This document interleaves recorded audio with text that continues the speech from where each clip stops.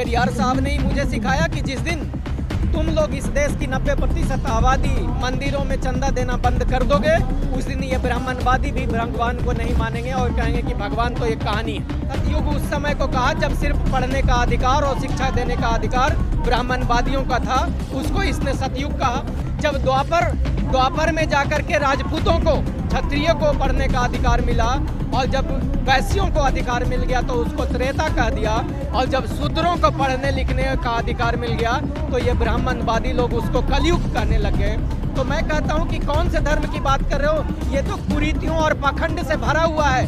आप लोग चर्चा करिए कि इस देश के 90% आबादी जो इस देश का वास्तविक मालिक है, उनको सरकार में और सत्ता में 90% भागीदारी क्यों नहीं मिल रही है। डिबेट ये होना चाहिए। हिंदू शब्द की चर्चा तो तब इन लोगों ने शुरू किया जब इन लोगों ने देखा कि भाई इस देश के जिसको हम लोगों ने सूत्र बनाया है और जिनकी आबादी इस देश में लगभग 90% है, इन लोगों को अगर हम लोगों ने अपने साथ नहीं लिया तो ये लोग सत्ता में चले जाएंगे और हम फिर मंदिरों में घंटा बजाते रह जाएंगे। जिस भी धर्म व्यवस्था में जाति और वर्ण की व्यवस्था हो, उस व्यवस्था को जड़ से खत्म करनी चाहिए।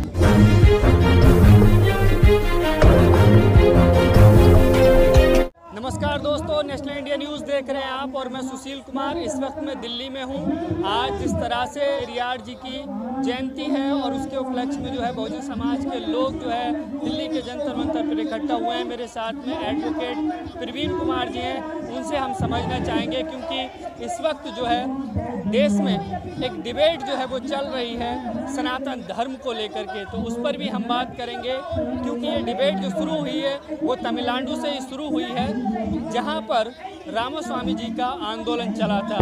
सर, किस तरह से देखते हैं, आज उनकी जयंती है और एक नई डिबेट जो है आज वो चल रही है, वो भी तमिलनाडु से शुरू हुई है सनातन धर्म को लेकर के, आप क्या कहना चाहेंगे? देखिए, सनातन धर्म ये डिबेट का मुद्दा ही नहीं है। जिन ब्राह्मणवादियों को इस बात की मिर्ची लगी है, उनको ये नहीं पता है कि इस देश में सनातन धर्म वो बौद्ध धर्म है।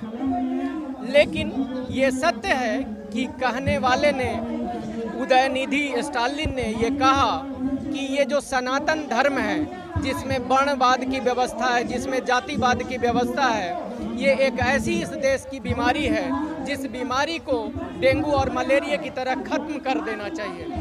तो मैं इस प्रकार से देखता हूँ कि MK स्टालिन, उनके बेटे उदयनिधि स्टालिन को, उनकी बातों को इस देश में लागू की जानी चाहिए और जिस भी धर्म व्यवस्था में जाति और वर्ण की व्यवस्था हो, उस व्यवस्था को जड़ से खत्म करनी चाहिए।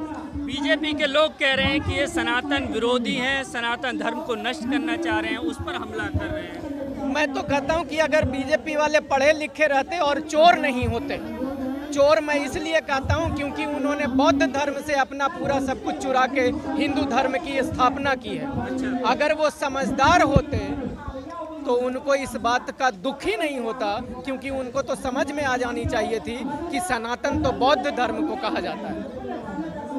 आप एक नया दावा कर रहे हैं क्योंकि अभी तक जो डिबेट थी वो यही थी कि सनातन धर्म हिंदू धर्म से जोड़ करके, अब आप बता रहे हैं कि बौद्ध धर्म से। पढ़ना चाहिए लोगों को, जब पढ़ेंगे तभी इस बात को समझ में आएगा उनको कि क्योंकि देखिए, हिंदू, एक तो मैं आपको बता दूं और आपके माध्यम से इस देश के सारे लोगों को बता दूं कि हिंदू धर्म कभी भी किसी भी धर्म शास्त्र में उसकी चर्चा ही नहीं है। चाहे रामायण हो, महाभारत हो, गीता हो, पुराण हो, वेद हो, किसी भी धर्म शास्त्र में हिंदू शब्द की चर्चा नहीं है।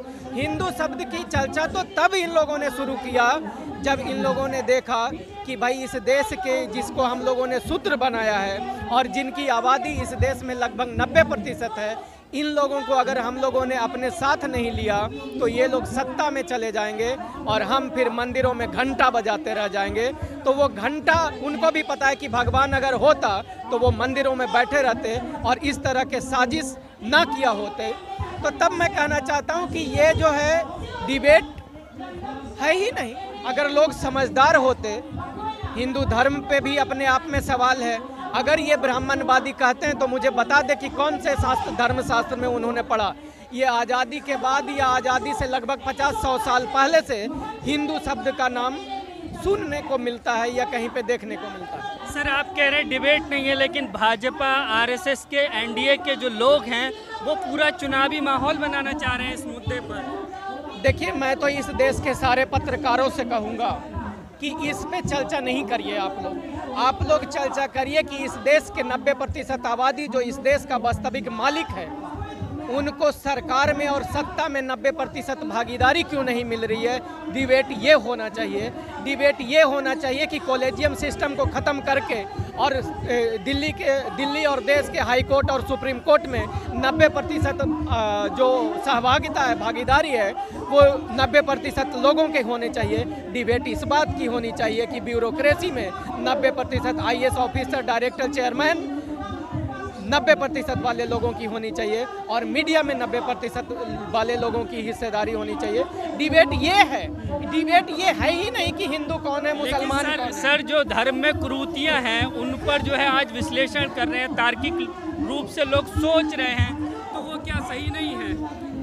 कौन सी धर्म की बात कर रहे हो आप, मुझे बता दो एक शब्द में। हिंदू धर्म की? हिंदू धर्म के मनुस्मृति ये कुरीतियों से भरा हुआ धर्म है। तभी तो सतयुग ब्राह्मणवादियों ने कब को कहा, किस समय को कहा, आप देखिएगा। सतयुग उस समय को कहा जब सिर्फ पढ़ने का अधिकार और शिक्षा देने का अधिकार ब्राह्मणवादियों का था, उसको इसने सतयुग कहा। जब द्वापर में जाकर के राजपूतों को, क्षत्रिय को पढ़ने का अधिकार मिला और जब वैश्यों को अधिकार मिल गया तो उसको त्रेता कह दिया, और जब शूद्रों को पढ़ने लिखने का अधिकार मिल गया तो ये ब्राह्मणवादी लोग उसको कलयुग कहने लग गए। तो मैं कहता हूं कि कौन से धर्म की बात कर रहे हो, ये तो कुरीतियों और पाखंड से भरा हुआ है। ये तो इसके अगर धर्म शास्त्र को पढ़ोगे तो उसमें आपको पता है, यजुर्वेद में ये लिखा हुआ है कि अगर आपको बुखार लग गया हो तो सुंदर स्त्री का आलिंगन करें। कौन सा धर्म शास्त्र है? तो ये अपनी बहन बेटियों का आलिंगन कर लें अगर इनको बुखार लगती है, फिर हॉस्पिटल क्यों खुलवाए हैं? दवा नहीं खानी चाहिए, सुंदर स्त्रियों का आलिंगन करें और बीमारी ठीक करें।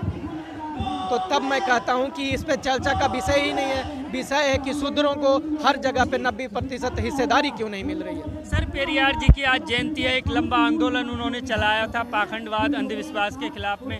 कितना देखते हैं कि उनका जो आंदोलन था उसकी झलक जिंदा है आज भी भारत में? बिल्कुल जिंदा है। हम उसी के वंशज हैं और हम आज अगर चर्चा कर रहे हैं तो हमने उनसे ही सीखा है। पेरियार साहब ने ही मुझे सिखाया कि जिस दिन तुम लोग इस देश की 90% आबादी मंदिरों में चंदा देना बंद कर दोगे, उस दिन ये ब्राह्मणवादी भी भगवान को नहीं मानेंगे और कहेंगे कि भगवान तो एक कहानी है।